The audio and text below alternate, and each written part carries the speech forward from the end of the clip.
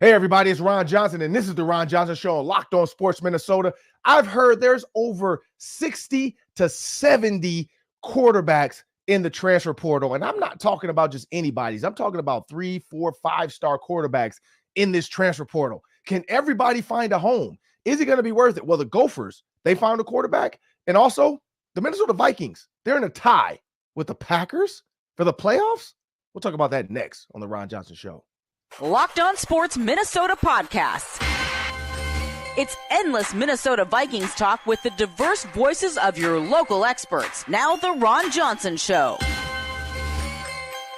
On the field, in the broadcast booth, Ron Johnson is Minnesota sports. He's played with them, hung out with them, and grown up with all the big names in Minnesota sports. They're hanging out with Ron Johnson. It's the Ron Johnson Show on the Locked On Sports Minnesota Podcast. And it starts now.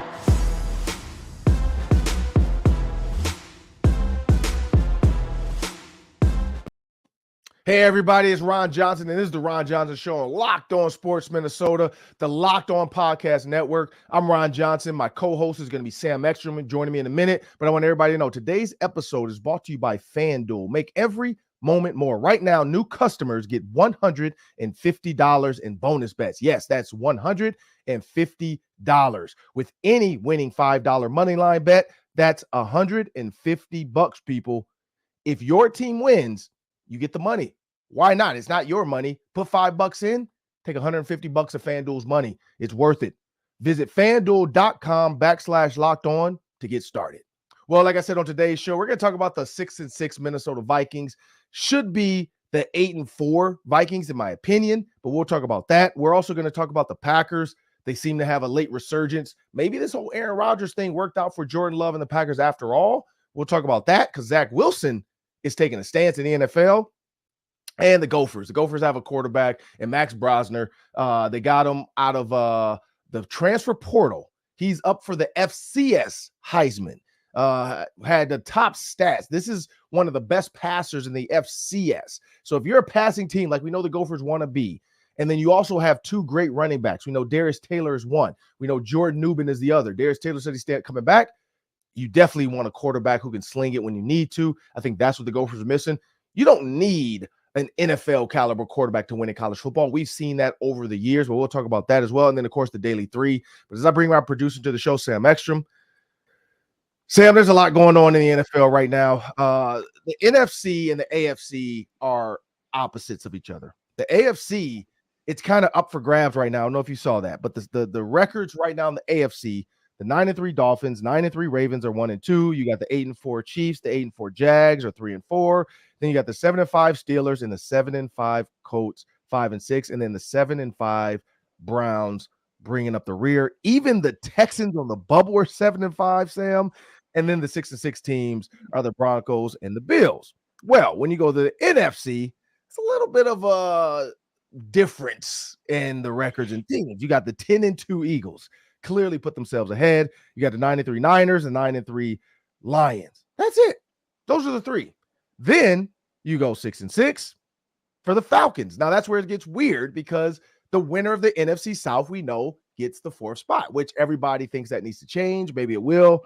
But then you go back to the Cowboys at the 5 seed at 9-3. So my guess is right now, looking at the 6-6 Falcons, the 6-6 Vikings, the 6-6 Packers, the 6-6 Rams, and the 6-6 Seahawks, the Cowboys have locked up a wild card spot. I think they're safe, Sam. I'm not saying they can't lose 5 games, but I don't think they will. I don't think they will go 9-8. I just don't. I don't see them losing 5 straight games. But crazier things have happened. That's why TV loves to hate on the Cowboys, because Tony Romo used to find ways to fail. Dak Prescott has found ways to crumble.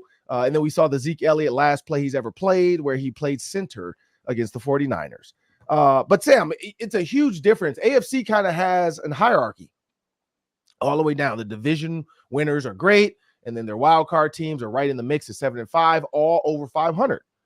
The NFC, you got a couple division winners that are dominant, and then you got these Falcons in the NFC South. And every year there's one conference that were like, this is a dumpster fire. Remember that year where it was the Eagles and the Washington football team and the Giants? None of them wanted to get in the playoffs. And it was like, hey, you take it. You take it. I don't want it. And then, of course, then the Eagles draft Jalen Hurts, and then that's all she wrote. And now we see what we see, Devonta Smith and so on and so forth. A.J. Brown trade. That was another big one that Mike Vrabel will never get over. But when you look at the Vikings, Sam, now tied with the Packers. They are the 6th seed, though. They have the tiebreaker. But 6th seed, 7th seed Packers, 8th seed Rams, 9th seed Seahawks. So every single game now matters because, like you said, Sam, the conference matters as well. Your division record matters, your conference record matters, and then your overall record. Right now, the Vikings have the best division record, right? Or is it conference? Conference record, I think, gives them the tiebreaker, but they have the tiebreaker over the Packers, which separates them in the division. And then they have the conference record tiebreaker over the Rams, I believe. I believe I'm right about that. Yeah, so the tiebreaking procedure for the NFL, just to read it quick, it says tie games count as a half win and a half loss for both clubs. So it's not just another number and not a win or loss. It counts for half and half on both, even though they put in the last column. I don't know why they had to point that part out. We get it. But to break a tie within the division at the end of the regular season, 2 or more clubs in the same division finish with identical win-loss record. The following steps will be taken until we determine a champion. Head-to-head, who won? So now Vikings, Packers, they did beat them. Mm-hmm. So that's why they have it right now. I'm guessing because they stopped there. There we go. We don't have to keep going. But if they were to lose to the Packers in the last game of the year, games play within the division. Now, they haven't played the Lions yet. Packers beat the Lions. The Bears beat the Vikings. So that's where they screwed themselves too, because the 2 wins against the Bears plus the win against the Packers could have really helped them out to have a 3-3 division record. But now the Packers have a chance to beat the Vikings and tie up that one. I have not looked at the Packers-Bears series yet, but then I know they beat the Lions. So that's the other tough thing about this is like you have to figure out ways there. But if the Vikings can just beat the Packers again and they have a tie record, they can stop at number 1. You're in the playoffs. You win. You're second in the division, so you're in there. But then when you jump down to the other ones, 3 or more clubs, head-to-head, 1 percentage in common games, and that's where then you bring the Rams and the Seahawks into this. If the Vikings, and this is where the Vikings are, and we say this every year, I feel like, Sam, they control their own destiny. They literally control their own destiny right now. I hate when we have to say that because it's so annoying. It sounds so simple. We all control our own destiny, but the Vikings have to understand where they are. They have a quarterback conundrum right now. They don't know if they should stick with stick with Josh Dobbs, let Jaren Hall get another shot because he went 5 for 6 before he got a concussion. Or do you bring in Nick Mullins, who gives you more of a Kirk Cousins type of feel in the game? Can't scramble, not going to improvise a bunch, but will read a defense. I don't know how fast. I don't know if he's like the lesser version of Kirk Cousins, where Cam Jordan said a slow right decision. We call it a Kirk Cousins. I don't know where Nick Mullins falls in that. But honestly, Sam, when you look at this 4-way tie right now at 6-6, the Vikings just have to win out. Now, they can still split with the Lions. I think that's going to be fine because the Packers did. But they have to beat the Packers. They have to beat the Raiders. And they have to beat the Bengals. Now, the Bengals, Jake Browning, this whole, like, every Vikings former quarterback playing the Vikings this year is going to be another 30 for 30, I feel like. I feel like all these quarterbacks are going to go to sit down one day and say the Vikings never trusted us. Because the way Jake Browning looked last night, Sam, I don't know if you watched that game, but I did. He looked good. I mean, now he was throwing some balls to Jamar Chase. That, of course, is Jamar Chase, but he looked good, Sam. I'm not going to be bullish on this, but Sam, he looked better than Nick Mullins did when he came in. Just saying. Jake Browning looked better than Nick Mullins did. So that's one thing, too, that always throws me off is like, why are we so quick sometimes to move on from quarterbacks that should just be backups and see what they can be? Like, we always think we need to find the next guy and the next guy and the next guy. We did the Kellen Mond thing, and we never let these guys like Taylor Heineke. He's looked good. Like, Taylor Heineke could have been a starting quarterback or a backup quarterback to Kirk Cousins. Like, there's so many quarterbacks we could have had that could have been backups to Kirk Cousins that we overthought this whole, like, let's find a predecessor for Kirk Cousins. Like, again, I know that's Rick Spielman. We're not going to beat a dead horse. But I felt like if they would have put more emphasis on, like, let's just get Kirk a backup and let's go out and draft a 3rd-round receiver or offensive lineman instead of a backup quarterback, who knows where we'd be right now? They might still have their jobs. Who knows? Like, and maybe that's not what the Vikings fans wanted, but come on now. So, Sam, anyway, looking at the 4-4 tie, the 4-team tie, I just say the Vikings have to win out. But Jake Browning looked good, so that is scary. The Raiders have a rookie quarterback. So that's one thing, is how can Brian Flores do what he did against the Bears, which is he flustered a starting quarterback who's really good. Didn't get him in the end, but flustered him enough. Can he do that to the Raiders quarterback so there's not even a close game in Vegas so people can drink and have fun and get wasted at the game? Sam, I don't know. What are your thoughts on this 4-way tie? I just think it's funny how we project all these games when the schedule comes out. We talk about how tough or how easy they're going to be. And half the time, the quarterbacks we expect to face don't play, right? Like, think of all the quarterbacks that have played this year against the Vikings. Heineke instead of Ritter. They're going to have O'Connell instead of Garoppolo. They're going to have Browning instead of Burrow. They face Tyson Bagent. They face Jameis Winston. Like, just crazy things happen during the season. But this is the year of the backup quarterback, right? So many teams have had to use their backups, and a lot of them have Vikings connections. Trevor Siemian was playing for the Jets on Sunday. There's another Vikings connection. Now, he didn't do very well. But I think the Vikings can maybe afford to lose one. I think that if you lose one of the Detroit games at 10-7, I still think you get in. I don't think you're going to have any of those 6-6 teams running the table. But you mentioned it, Ron. The Green Bay game is by far the most important. If you win that game, you basically clinch that you're going to finish above the Packers. And that's the most important thing here. And let's also be clear that there are 2 spots available, right? There's a 4-way tie, but there's 2 spots for those 4 teams, the 6 Correct. seed and the 7 seed. I still think they're a playoff team. But I'm intrigued to see who the quarterback is. I mean, I don't know if we'll find out tomorrow who KOC has ordained to be the guy, but that's the biggest question. The defense is good. The offense, that's the question mark for the Vikings right now. Who is going to be throwing the ball to Justin Jefferson when he comes back off the IR? Yeah, and so, yeah, that's the one, the Justin Jefferson piece. Everybody keeps talking about that too. I did a play breakdown on Sunday. I'll tweet that out and tag Locked On in this one, because I did one this weekend about 3 different plays. And it was more about the brilliance of Kevin O'Connell and less of who was at quarterback, because the first 2 plays were Kirk Cousins. I should have did a Jaren Hall one. I didn't even think about that. I should have did Jaren Hall, Kirk, and Josh Dobbs, all 3 plays. But I did Kirk Cousins for the first 2, and then I did Josh Dobbs for the last one. And the biggest thing with it was just timing. If you can trust Kevin O'Connell's scheme, and if you can trust the offensive line, and the offensive line can hold up for 2.5 seconds, Kevin O'Connell's plays work. Now, he gets to him in different ways, and I didn't give away too much by breaking down the film because it's on film, so coaches can see it too. But he doesn't do the traditional things. Like one was a corner route and a hitch route. That's old school. Cover 2, you run a hitch. If that corner sloughs off, like we saw the Bears cornerback do and picked off Josh Dobbs, the throw, I'm guessing, I haven't watched that interception, but I'm going to go back and watch it now. I'm guessing the throw should have been underneath, because if you're going to throw the corner, you throw it now. You don't throw it late, and he threw it late. When you think about Josh Dobbs, you think about Kirk Cousins. Kirk Cousins, I showed that same play against the Bears in week 1, and this is the thing, or week 6.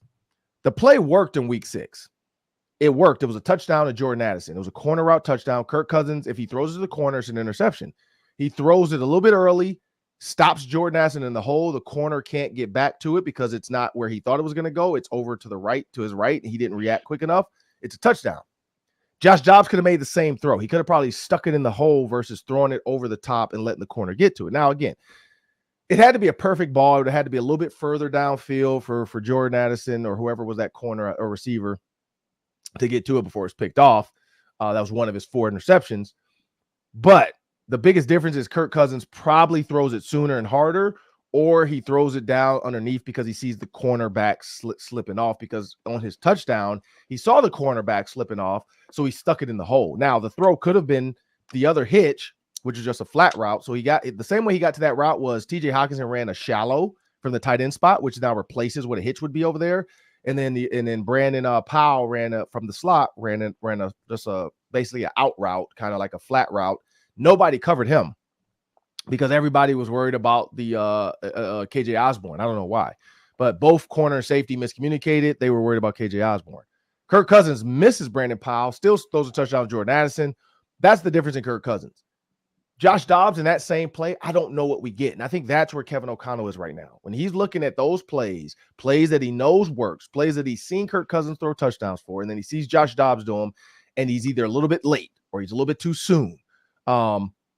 That's where I think he's the consternation is. He has one more day, because starting tomorrow, when they start practicing tomorrow, he's got to give somebody the 1 reps. And I'm guessing the media won't be allowed to be in there for the full practice, so we won't see it. He's going to get axed in the presser, I think today, or tomorrow, maybe today. But he's not going to name a quarterback, I don't think. Now, maybe he will, just so that quarterback can get his mind right. Maybe he's telling them internally, hey, you're the guy, but I don't want to tell them because I don't want the Raiders to know who to plan for. Because preparing for Josh Dobbs is not like preparing for Kirk Cousins. You have to prepare for the single high safety with the robber, with the guy watching the quarterback on every drop back. And so I think that's the big thing too in this 4-way tie is the Vikings have to figure out which quarterback is going to be their best option to win versus the Raiders and the Bengals. The Lions splitting with them, I think that's going to be more down to the defense. Like you're going to have to really hit them in the mouth like we saw the Packers do and get some turnovers early.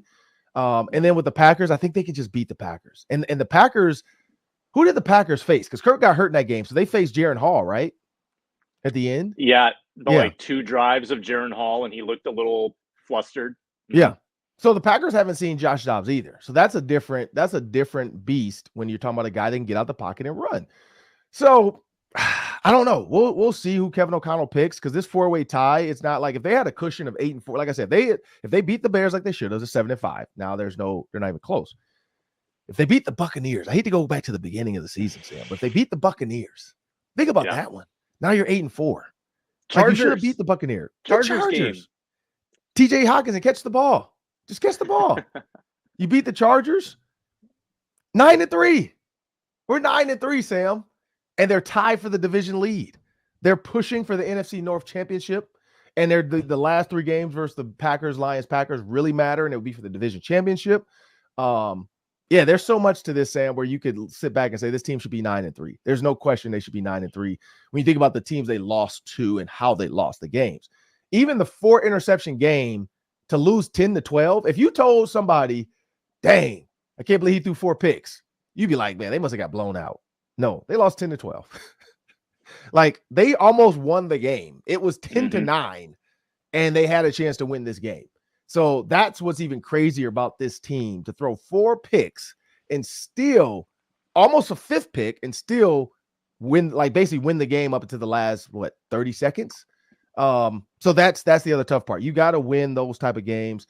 Turnovers have been a huge issue. They're headed for monumental turnover, because in order for the defense to like keep them in games, they have to turn the ball over. So the number of turnovers for defense and offense combined, I think the record's like 63 or something.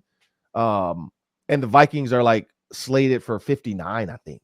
So if the defense can have like a ridiculous like strip sack, fumble game, interception game, like they could be headed towards monumental interception turnover ratio stuff. Now one team I saw, this was like the 60s. They have 45 interceptions. That's just like they play some terrible quarterbacks. Like I don't know how you get 45 interceptions. Like that's absolutely horrible. Now, and again, I don't know if that meant 45 interceptions like for both like offense and defense. Either way, that's still ridiculous. For your defense to get 22 and your offense to get 23, that's doing too much. Like 45 interceptions is ridiculous. But that's some of the things that happened in the 60s when like the forward pass was kind of new and people couldn't figure it out. Like where do I throw it? When do I throw it? Like they're doing chest passes. Right. And then guys are just knocking it down to pick it up. And who knows what interceptions were considered back then? Maybe it was like they were grabbing it, falling to the ground with it, and they were just calling interception because there was no replay. Like there was no instant replay to see. Like a referee's just like, oh, well, he's on the ground with he's got it. That's a pick. Interception. Their ball. We don't know. We have no idea with some of this stuff. Maybe some of the stuff was strip sacks where the ball just went up in the air. Should have been a fumble. They called it a pick. There's a lot of things that we could probably look back on that. Well, we don't have any film, but we can look back on some of that stuff and be like, oh, there's no way. There's no way that was 45. You guys got 45 interceptions. But I'm Ron Johnson. That's Sam Ekstrom. We'll be back. We're going to talk about the Gophers. The Gophers have a quarterback now. They're heading into the bowl game without one. Like basically they have one, Cole Kramer, who's played. So Cole Kramer, Eden Prairie product. He's going to get to be on national TV to play against Bowling Green.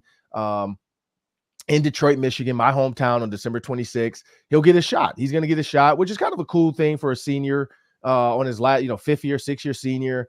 His last hurrah as a Gopher, gets to start a game in the bowl game, last game of the year. Who knows? He might win it, get put up on on shoulders, get MVP. And that's a story Cole Kramer will be like Al Bundy. He'll be tell his kids, I won the bowl game. I got the MVP of the what is it called? The Guarantee Rate Bowl, or the Quick Lane Bowl. Quick Lane Bowl. I got the MVP of the Quick Lane Bowl. He'll have it on his shelf like I do. I don't have I got actual stuff there, but he'll get to do that. He'll get to do that. So that's kind of a cool story. We'll talk about all that much more after a word from our sponsors.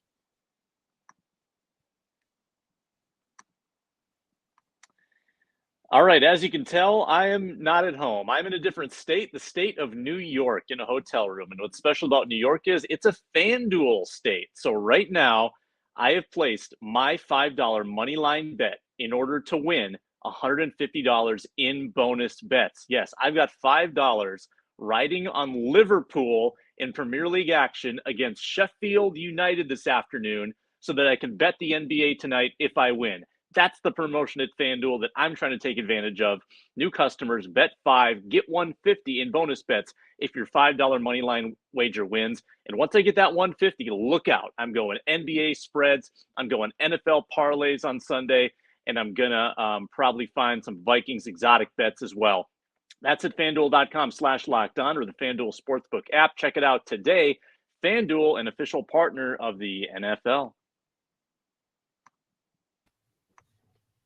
Well, now it's quickly time to discuss the Minnesota Gophers. As I said, Cole Kramer is the only true quarterback that's played some meaningful snaps on the roster right now. They have 2 quarterbacks. Cole Kramer hopefully does not get hurt because he runs. We've seen him get hurt before in games running. They're playing in the Detroit stadium in downtown Detroit, and that's a hard turf. So there's all kinds of things. Helmet could hit the ground. And that's just not where you want to be with 2 quarterbacks. But they are there. Max Brosner can't come play. He has confirmed he's committed. They do also have a 3 or 4-star quarterback that's 6'5", 225 pounds. So like legit NFL body. Like he looks like Joe Flacco a little bit. Just won a state championship back in his hometown. So that's kind of cool to see. They do have somebody coming in, and I hope that they're telling them, like, look, Mike Brosner is a grad transfer, so he gets 1 year. That gives you 1 year to redshirt, and then 1 year and then you can play next year. Like 6'5", big body. That's the tough thing about recruiting nowadays too. Kids used to come in and understand, I got to fight for my job. Like now kids are trying to go places where they know they have a job. Like that to me is like it's become an NFL free agency. Like I was all for the NIL at first. I get it, because like a guy like me back when I played after beating Ohio State, I'm sure I would have had a bunch of companies reaching out to do a commercial or something, like the Giant Slayer or something or whatever, who knows, Meineke Tire, some tire, FanDuel to reach out to me, saying, hey, we just want people to bet on the next game. I can't do it, but hey, I can do a commercial for you. As a college player, I couldn't bet. But when you look at where they are now, it's now becoming like, hey, $1 million for a quarterback. He's done nothing. He hasn't done anything for your school. He hasn't done anything for your team. He hasn't been in any commercials. He hasn't pushed any products. We're just paying him $1 million. Before, it was supposed to be you play well and then you end up in commercials. They can use your likeness. So if you think about like getting paid, because that's what we did not get paid for, was NCAA football. Like now, you can have NCAA football, because I heard it's coming back in 24, and all the players who you use them, like if there are pictures on the front, if their name is used, they get paid by EA Sports, which I think, because Madden, we got like $18,500 every year, $18,500 every year. That's a decent amount of money for some kids, because college football was one of the highest grossing games because it was a lot more teams. It was a lot more fun. More college kids bought that game than they did Madden. And so you think, and even pro guys bought it. That was the game that I think if they can get it to come, because they're working on that now with the NCAA and EA Sports, to come back. Now you can pay players to be on your game. You can pay for Marvin Harrison Jr. He's gone now, but to be on there. You can pay for Kyle McCord, Ohio State quarterback. You can pay for Bo Nix. You can pay to have a picture of Darius Taylor now in the next highlight, because I know they update it weekly. That was the thought behind this. jerseys on eBay. I know my jersey used to be sold on eBay. I got 0. I would now get money from eBay for them selling my jersey on Eastbay. And Fanatics. Like Fanatics could pay me for my jersey sales. The Gophers could collect my jersey sales and pay me. The Gophers would sell my jersey at the store, whatever that thing was called downtown. All those Dinkytown stores that would sell jerseys and gear. So with that said, the Gophers are not going to be in those sweepstakes. Like, they don't have a benefactor that has oil money that can pay $76 million to just get rid of a coach. Like, that's what Texas A&M has. They're getting rid of coaches because a dude has the money. He's like, how much do we owe him? $76 million. For how many years? We got 6 more years of that. All right, just do it. I'll pay him $12 million a year to go away. Like, that's when you know you got too much money. When you can pay $12 million a year for a guy to just walk away from your program. Hey, here's $12 million this year. I'm going to personally write this check to the university. You guys go out and get a coach that you want to win some games for you, because we thought this was the guy. He's not the guy. So when you look at the Gophers and Max Brosner, they went out and got a guy out of the portal. He's one of the top passers in the portal, FCS-wise. Grad transfer, so older, smart. Reminds you of like a very like seasoned Bo Nix, like has that like older feel that he'll step in the huddle and he's going to be able to command the huddle. I personally thought they should have moved on from an offensive coordinator as well, but clearly PJ is going to stick with that offensive coordinator, and they're going to put some of that blame on the quarterback.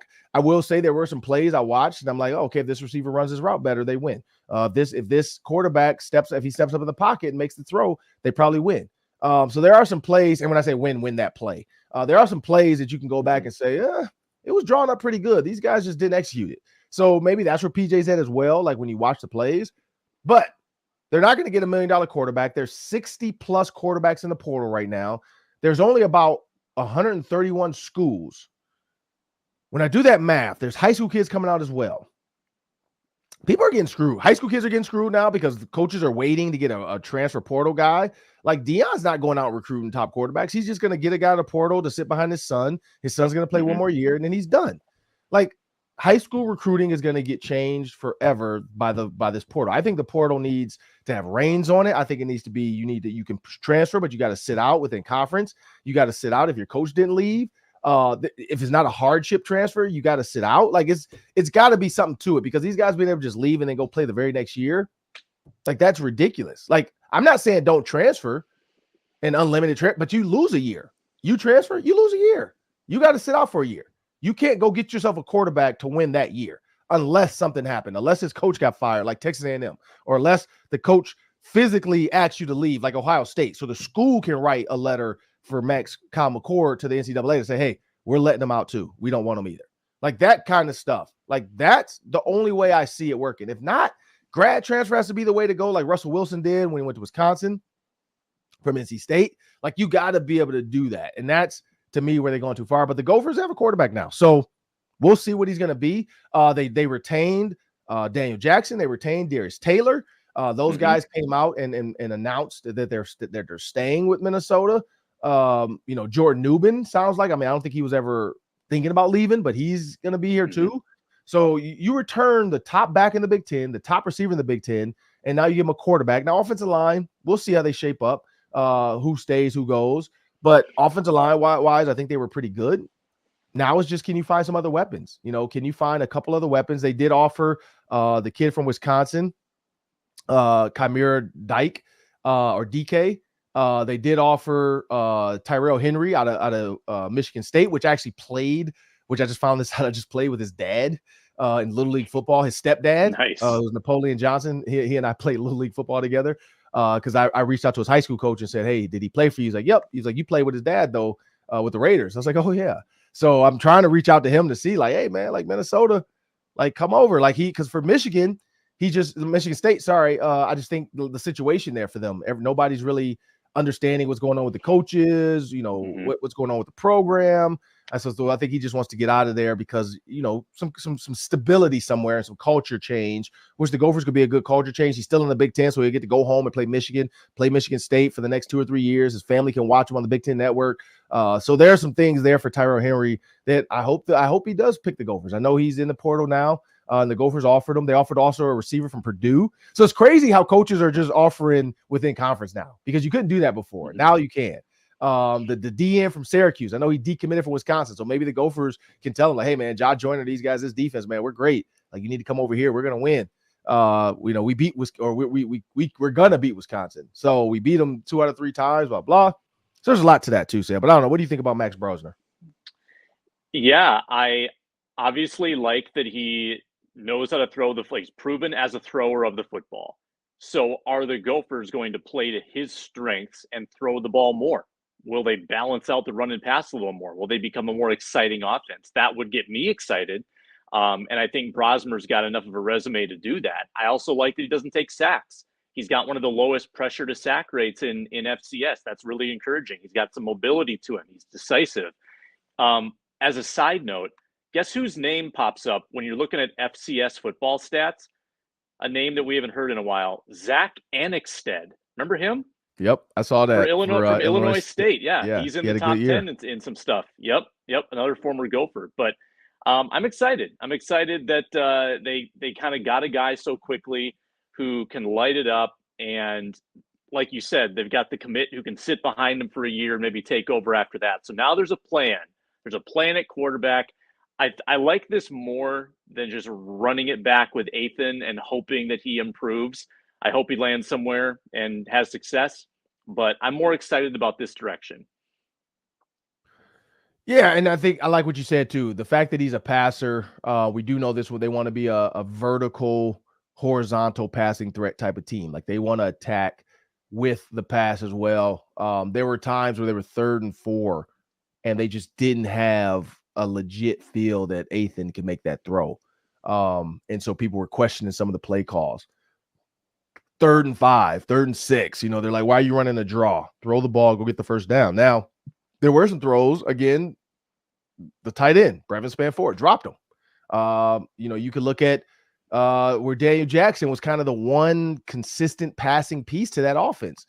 You saw Corey Crooms have struggles. You saw Elijah Spencer have dropped issues. Like, there was a lot going on with that offense that you can't all put on Athan. I think a lot of people put a lot on Athan, but when you go back to look at the drops, if guys make those catches, season probably turns out differently. Like, you look at the drop against Purdue, you look at the drop against Wisconsin. Like, some of those plays, they make those plays and make those catches. We're probably talking, like, I'm not talking about like the Michigan, Ohio State. Like, there's nothing you could have done there. But some of those other games where it was close and they should have won, Northwestern, we're having a totally different conversation. It doesn't feel the way it feels right now at 5-7 going to a bowl game. But they went and got Max Brosner out the portal. He's a grad transfer. Sounds like he's going to be QB1 right now. But recruiting is never done. So I know PJ's like, because you still need to go find a backup. Like, he doesn't have a backup. Like, he has a freshman coming in. But again, I don't think you want to waste a true freshman in case your quarterback gets hurt, because injuries happen. So you have to go find a kid who is willing to maybe be a junior transfer and be a backup. Like, to come in and say, hey, you're going to have a chance to compete, but this is our quarterback. And so that's the other side of this coin, is that trying to find a guy that can actually, because again, Cole Kramer's done. I don't think they're going to give him a 7th, 8th year. So like the guy behind him, I forgot how you say his name, but I don't think he is a backup. Like I said, the freshman that they got, I don't think he should be a backup as a freshman, true freshman. I mean, he could take 2 reps and he can get a lot of practice in camp, but you got to find a legit backup because you don't want Max Brosner getting hurt and then you have nothing, and you have absolutely nothing, and you're putting a true freshman in there, 6'5", 225-pound kid that is still a baby, that you're throwing him to the wolves. And so that's the other part of this. Like, the recruiting's not done. They're gonna find a backup quarterback, because they need at least 5 or 6 quarterbacks. That's the thing people don't realize. Like, they only have 2. They have 2 right now. 2 quarterbacks. That's it. Yeah. You can't have 2 because you got the 1s, you got the 2s, and then you got scout team. Like, you need a scout team quarterback to go in and throw. Like, they don't have that right now. They don't have the backup, the freshman kid, or I think he's a freshman or sophomore. That kid's gonna have to throw a ton during bowl week, because you're not gonna waste Cole Kramer anymore. Cole Kramer was your guy. Cole Kramer was running with the scout team. He's now the starter. So you gotta find something for this kid. Also, for Cole Kramer coming into this game, I'm guessing Brevin Spanford will play because this is the culture they built. I don't know about Tyler Nubin. That's a questionable one because do you waste another bowl game opportunity to play and get hurt? You've already got the Gopher record for interceptions in a career. So do you go do that and get hurt? That's the question. Do you go play in a bowl game and get hurt? Or do you just play because you like football? And that's going to be the question for some of these NFL caliber guys. Do they waste another couple of weeks of practicing with the Gophers, or do they just go ahead and dip off? They already graduated college. Do they go, with their agent? And because we didn't make a bowl game my senior year, so by December 10th, I was gone. I'll never forget that date, December 10th, because that was the day I had a girlfriend at the time, who's my wife now. So I remember like packing up my dorm. My roommate was staying for another year, so he was like, basically, I just was like packing up to leave. So I packed up my dorm, our apartment, but I packed it up, put all the stuff in boxes and shipped some stuff home, gave stuff to my uncle to drive. And then we drove back to Detroit. Me, Spice Adams' mom was in the car, and my uncle. Like the three of us drove. My mom, my mom flew back with some stuff. But I had to get my truck home because it was here in Minnesota. So they flew in and then they drove back with me because it's 11 to 12 hours. And I knew I couldn't make it by myself for 12 hours. So they flew in and then they, helped me pack up, helped me throw some stuff on to ship it back. And then my mom took some stuff back on the plane with her in suitcases. And then we jumped on the road and went back. And that was all she wrote. Like I packed up December 10th. I'll never forget that date because I was like, I'm out of here. So like literally right about this time of the year, I found out we weren't making a bowl game. I knew I had a couple classes left and I'd already graduated early. So my senior year, I was just here taking like a grad type class. I'd already graduated. So I graduated my junior year. So I was just waiting to finish off my last class, which was like right about now before Christmas break. And then right about December 10th, the lady was like, yep, if you turn in your final early, you can go. I was like, here you go. And I jumped in the car and I hit it home. So guys like Tyler Nubin, Brevin Spanford, like those are guys to keep an eye on that may or may not want to risk their NFL career on a bowl game that honestly doesn't matter. It matters for recruiting. It matters for extra practices because PJ gets extra time with these kids and the team and to grow guys like Darius Taylor and get more time around them. But in recruiting, you get to, you get more time to recruit now because you're active and kids can come in to practices. But it doesn't matter if they win and go 6-7. Not really. It doesn't. It helps the program out. It does because you get that money for winning a bowl game. Also, people can see you win your last game. It's a good feeling for the guys to win their last game. But I don't know how much it matters where it's like, I don't want to get hurt. Like all of a sudden you go across the middle to make a tackle. Boom. Blow your shoulder out. Now what team's going to take you in the first or second round if you're Tyler Nubin? But you can't live your life like that. I know people say that like, oh, well, you're going to get hurt anyway. Get hurt once you get $1 million. Like, so, hey, so we'll see. We'll see who plays in this game, but we do know it's going to be, what's his name, Cole Kramer. Coming up next, we got the Daily 3, about 3 minutes each, about a minute each. And it's going to be me and Sam. But before we do that, I want everybody to know, check out Locked On Sports Minnesota's postcast on YouTube after every game. You can get the Wild, the Wolves, the Twins, and the Gophers. Our Locked On team hosts are broadcasting live with team insiders. Never miss a postcast by subscribing to Locked On Sports Minnesota on YouTube. And yes, following the Vikings Raiders game, we will have a postcast. And I mean, it's Vegas. So I feel like we all should like have a drink and make some bets. Like maybe make some friendly bets on the postcast and maybe have the fans tell us what they think they want to bet on just for fun. No real money. And just see what happens the next week. But again, I'm Ron Johnson and Sam Ekstrom. We got the Daily 3 coming up after a word from our sponsors.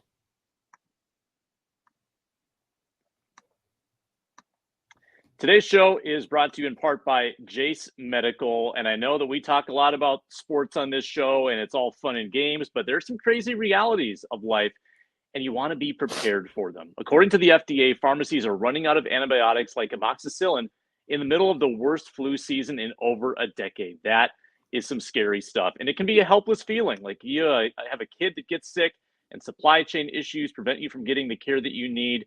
That's a tough situation. That's scary.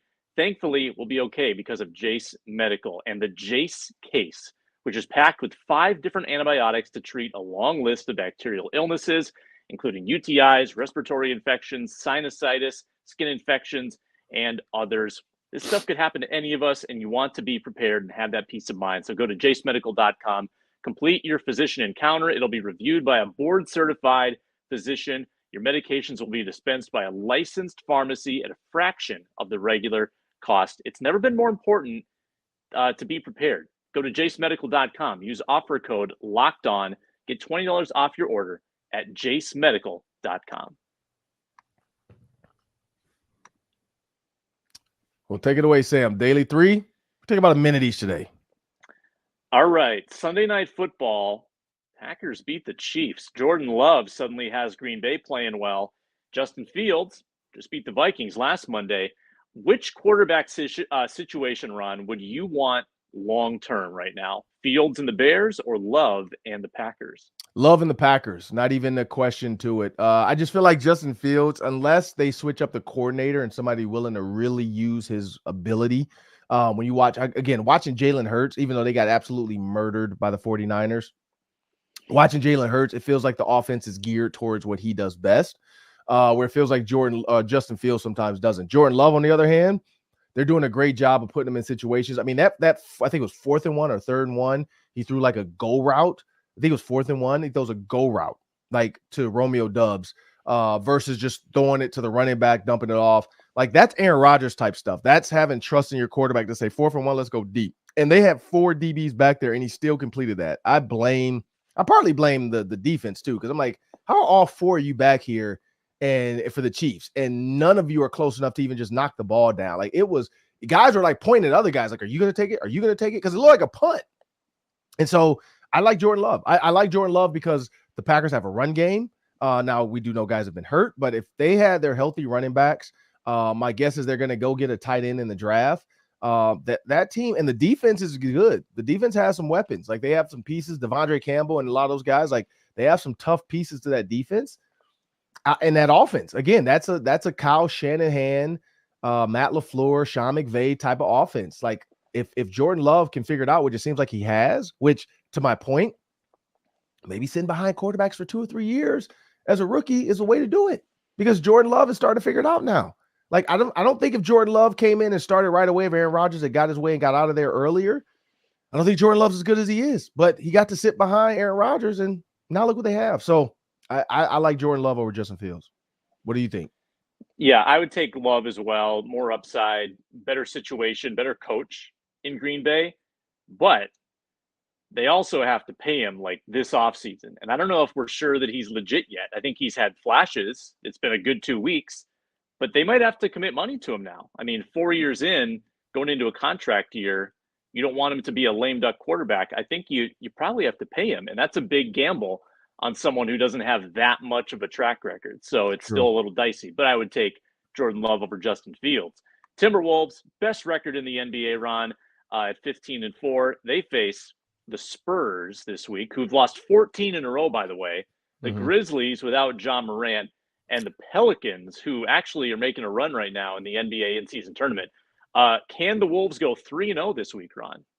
I think the Pelicans are beatable because they might have a letdown after this in-season tournament. I think the Spurs and the Grizzlies are for sure beatable. So, yeah, I think they can win all 3. Like, it's scary to say it, but at worst, 2-1. Like, I don't see them losing 2 out of that 3. 2-1 at worst just because of, like, attrition. Being tired, playing so many games that they've been playing and playing dominant. Like, I could see a little bit of a mistake one night, like walking into if they beat Spurs and Grizzlies, walking to the Pelicans, like thinking like, oh, we're the best team in the NBA, and then they get beat. But no, I could see them winning all 3. It's just the way they're playing right now. Steve's good. I don't even know how to explain it. Like, it's just weird. Like, everybody was wondering. And so now Chris Finch looks like a genius with this Rudy Gobert trade. Because before last year, we were all questioning it. And maybe Cat looks even better saying, look, we only have 4 months together. These guys have 4 years together. Maybe Cat was onto something. Maybe another year. He was right Cat, the whole time. He knew. He's like, hey, give us another year, man. Like, we're going to be good. And so, Rudy Gobert the other night had, 20, 26 or something like that? Like, they're figuring it out. They're figuring it out, like, what guy can step up what night. Anthony Edwards can rest up. Like, that's the best thing they have right now is that Anthony Edwards can rest up because they're still winning. And I think that's the other key. He doesn't feel like he has to come back. But I don't know. What do you think? 3-0? Yeah. I wonder if Edwards comes back tomorrow because he's had 3 days off. Maybe Jaden McDaniels should be close too. But these next 2 games are kind of the last quote unquote gimmies Right. that you have all month. Because after the Grizzlies, then it's Pelicans on the road, Mavericks on the road, Pacers who are tough, Heat on the road, Sixers on the road, Lakers, Kings, Thunder, Mavs, Lakers. December's brutal.